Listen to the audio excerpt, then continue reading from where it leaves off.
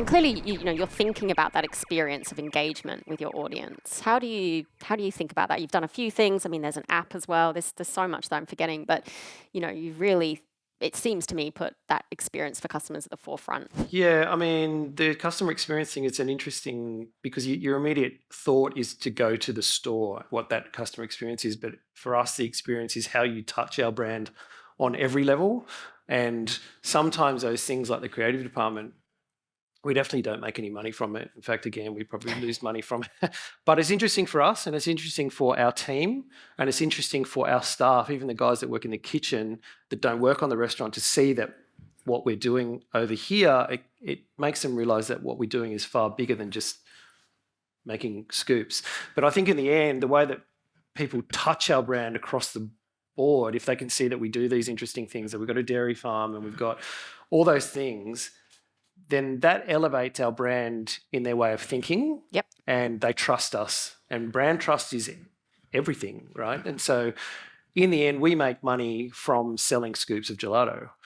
And I think doing all the other stuff just elevates us into this position where people trust us. And when they think about having a dessert experience, they think of Messina most of the time. Yeah. And that's the thing that distinguishes us from other players in the market. I mean, there's a lot of people that have come out doing very, shall I say, similar stuff to what we do.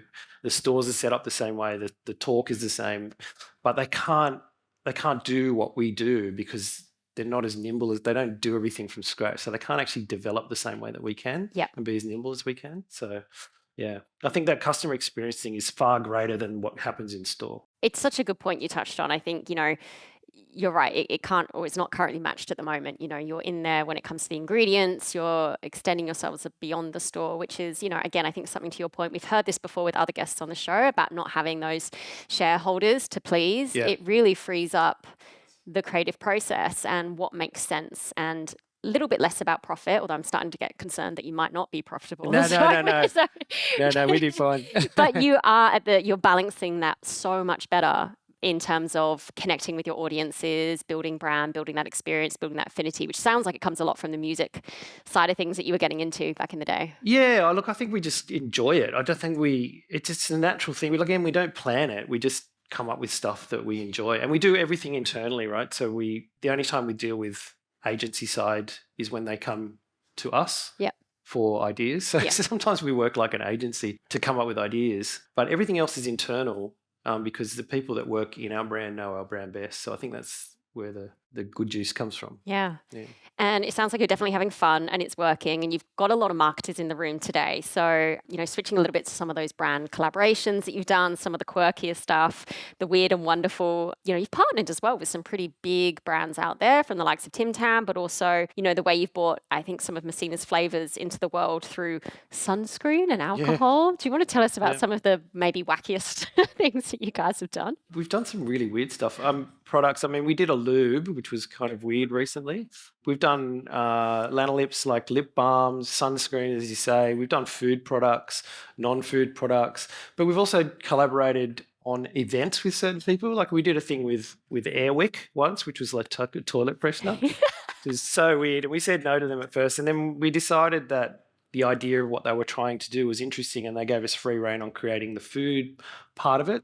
I think what's important about the brand collaboration side of things and who you partner with is doing stuff that's interesting. It's not necessarily, I think people think too much about, what am I going to get out of it? Yeah. In terms of what, who am I doing this with and how big are they and how much reach do they have? We don't really think like that at all. We'll sort of entertain any thought and any idea. Yeah. And if it makes sense to us as people and as a brand, it's kind of, how do I describe it? It's like who you sidle up with. It's like who you're friends with in life, kind of determines how you're perceived as well. And I think that's important to us. It's not really about the money. We don't need to do that for money. I mean, sometimes it pays if they're big brands, and sometimes it doesn't, but we just do stuff that we like. Yeah. So they're all interesting. Any that have failed from your perspective? And I'm not talking failure in terms of some of those traditional ways that we think about partnerships. So did it get the return that we wanted? But any of those ideas, you're putting so much out from a creativity standpoint. Has there been one where you're like, I didn't quite hit the mark there? I can't think off the top of my head if there's anything that didn't hit the mark. There's stuff that works better than other things, but I don't think we've ever done anything that we haven't been proud of. Yeah.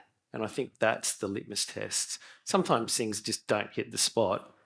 Brand stretch is a really interesting thing. I've always been really interested in brand stretch. It's that idea that Coles can sell car insurance, for example. That blows my mind. I'm like, no one. What's the link? Like, no one loves Coles. I mean, I don't know, but so how do you trust that they'll look after you? You know what I mean? But they've got this brand stretch that they can do that, and there's these other big brands that also do that. They offer products or things in a completely different world because people are invested in them. And I think that's a really interesting thing for us. So we're nowhere near that, but I always like to push that limit a little bit to see what people will come with us. Yep. You know, how much do you trust us to just come on this journey with us? Yep. It's important. It's like, again, it's like having a good friend and someone says, oh, we're going to go to this thing. We go to this restaurant. It's weird, blah, blah, blah. And you go, well, he knows his food. He's an interesting, funny person. Let's go. It's the same thing. Yeah. I think. Yeah. Trust that you'll pull it off. Yeah. That it'll be good.